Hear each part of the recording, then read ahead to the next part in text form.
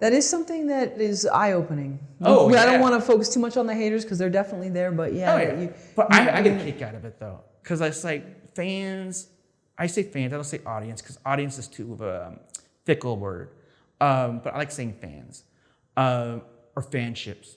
Like I heard this word one time. It's like, because they're fans, you want to have a relationship with them. Because without them, you have no career.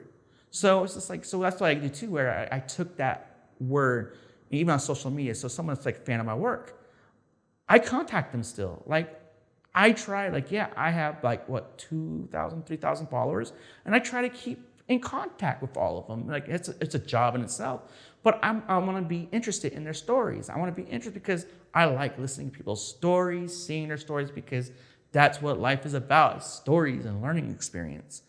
And a lot of people are like, oh, you spend so much time. Like one of my ex-girlfriends, she's like, you spend so much time on social media. I'm like, yeah, but these people come see my work. They're going to pay to see my work.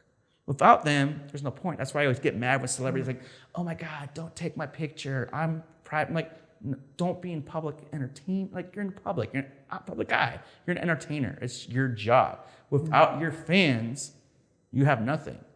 Like people don't get that. And it's just like when people are like, oh, don't take my picture. I'm like, ugh. Like I'm so opinionated about that. So.